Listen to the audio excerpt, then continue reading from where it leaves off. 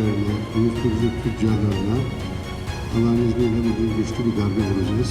Çocuklarımızı ve gençlerimizi zehirleyen uyuşturucu tüccarlarına Diyarbakır tarihindeki en büyük operasyonu gerçekleştireceğiz.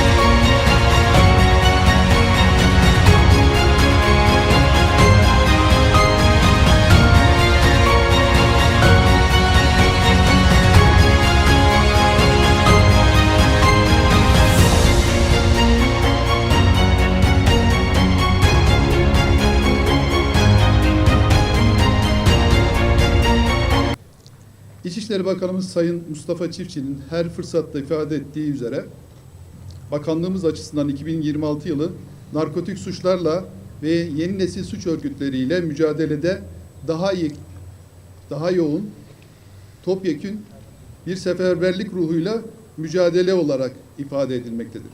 Bu anlayış doğrultusunda Diyarbakır Cumhuriyet Başsavcılığımızın talimatları ile Emniyet Genel Müdürlüğümüz, Narkotik Suçlar Başkanlığımızın koordinesinde Diyarbakır merkezli çok kapsamlı bir operasyonu başarıyla gerçekleştirilmiş bulunmaktadır.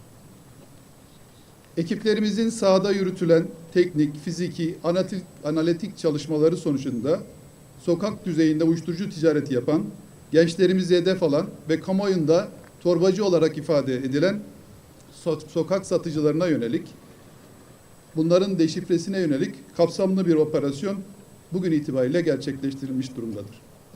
Şüphelilerin örgütsel bağlantıları, suç ilişkileri ve dağıtım ağları detaylı bir şekilde ortaya çıkarılmış ve deşifre edilmiştir. Bu kapsamda Diyarbakır merkezli olmak üzere Şanlıurfa, Mardin, Batman, Malatya, Van, Kahramanmaraş, Mersin, Antalya, Konya, Ankara, Bilecik, Eskişehir, Giresun, Edirne, Bursa, İzmir, Muğla, Antalya, Isparta ve Burdur illerinde olmak üzere toplam 23 ilimizde hedeflenen 302 adrese tespit edilen 402 şahsa yönelik operasyon başarıyla düzenlenmiştir. Operasyonda kahraman meslektaşlarımızdan, kolluk görevlilerimizden, emniyet teşkilatı personelimizden 2670 personelimiz görev almış. Operasyon sırasında bir hava aracı olarak helikopterimiz, dronlarımız, 4 narkotik köpeğimiz de eşlik etmiştir. Gece boyunca yürütülen operasyonlarda uyuşturucu arz zincirine Diyarbakır merkezli olmak üzere çok ciddi bir darbe vurulmuştur.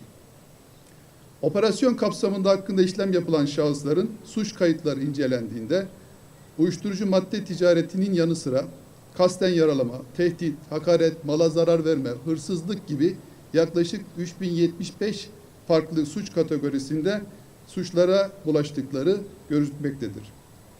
Yapılan incelemelerde uyuşturucuyla mücadelenin sadece bireysel bir suç olmayıp biraz önce ifade ettiğim gibi birçok suçu da peşinden sürüklediği, dolayısıyla hem toplumsal yapıyı, aile başta olmak üzere toplumumuzun tüm hücrelerine, bizi biz yapan bütün değerlere zarar verdiği de çok net gözükmektedir. Özellikle gençlerimizi ve çocuklarımızı korumak için bizim en temel önceliğimiz uyuşturucuyla mücadele. Sayın Cumhurbaşkanımızın ifadesi, Sayın İçişleri Bakanımızın kararlılığı, Adalet Bakanlığımızın iradesiyle hep beraber ülkemizin tüm satında uyuşturucuyla mücadeleyi kesintisiz olarak 24 saat esaslı şekilde yürüteceğiz. Hiçbir mahalleyi, hiçbir sokağı ve okul çevresi başta olmak üzere gençlerimizi tehdit eden, onların yaşam alanını ve geleceğini risk eden bu uyuşturucu tacirlerine yönelik mücadeleyi bırakmayacağız. Sayın Cumhurbaşkanlığımızın liderliğinde ve İçişleri Bakanımızın kararlı duruşuyla güvenlik birimlerimiz yalnızca sokaktaki satıcıyı değil, bu kirli ağın finansörlerini, organizatörlerini, sevkiyatçılarını hangi noktada bu işin içine girmişlerse dijital bağlantıları da başta olmak üzere deep web, dark web olmak üzere bütün alanlarda kesintisiz peşlerinden devam edecek. Bugün gerçekleştirilen operasyon kapsamında biraz önce ifade ettiğim gibi 402 hedef şahısların 276 tanesi şu anda gerekli yasal işlemler yapılmak için elde geçirilmiş. Bunlarla ilgili süreçler devam etmekte. Operasyonun diğer boyutlarına ilişkin süreç Cumhuriyet Başsavcılığımızın koordinesinde devam etmektedir. Özellikle bir vatandaş olarak bugün bu kadar büyük kapsamlı bir operasyonun gerçekleştirilmesinde başta Diyarbakır Cumhuriyet Başsavcılığımıza, Adalet Bakanlığımızın tüm mensuplarına, değerli valiliğimize ve valimize, uyuşturucuyla mücadelede emniyet teşkilatımızın en önemli unsuru olan narkotik şube, narkotik suçlarla mücadele başkanlığımıza, İl Emniyet Müdürümüze sonsuz teşekkürlerimizi ifade etmek istiyorum. Buradan bütün devletimizin unsurları ile beraber şunu ifade etmek istiyoruz ki, gençlerimizi zehirlemeye çalışanlara bir kez daha açık bir şekilde sesleniyoruz ve diyoruz ki biz bütün bu suçlarla mücadele başta olmak üzere özellikle uyuşturucuyu bu sene topyekün bir seferberlik ruhuyla bu işin içinde olan herkesi yakından takip edip gerekli yasal işlemleri yapılmak üzere adli mercilere gecikmeksizin behamal teslim etme irademiz çok nettir. Kurduğunuz her suç ağı, kullandığınız her yöntemi ve attıkları her adımı güvenlik güçlerimiz, kolluk birliklerimiz ülkemizin her satında yakinen takip etmektedir. Dolayısıyla mücadele Sayın İçişleri Bakanımızın yine başlangıç noktasında ifade ettiği gibi kolluk birimlerimizin kapasitesinin, yeterliliğinin, enerjisinin en önemli büyük bir kısmını 2026 yılı itibariyle narkotik suçlarla mücadeleye İçişleri Bakanlığımız olarak odaklanmış ve bakanımızın talimatlarıyla bu noktadaki hassasiyeti yoğun bir şekilde 7/24 sahada uygulama kararlarını arttırmış bulunmaktayız. Bugünkü operasyon kapsamında da devletin kurumlar arası işbirliğinin ne kadar önemli olduğunu, Adalet Bakanlığımız ve İçişleri Bakanlığımızdaki süreçlerin ne kadar değerli olduğunu bir kez daha çok büyük bir operasyonu 23 ilde eş zamanlı olarak gece saat 2 ve 4'te başlatılmak suretiyle sıkıntısız bir şekilde yürütülmesi de bunun en büyük göstergesi.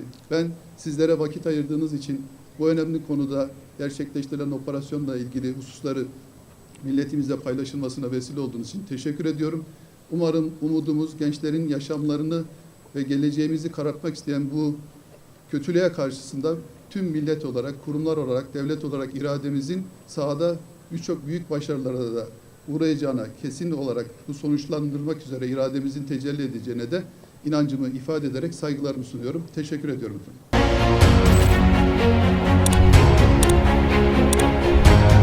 Uyuşturucu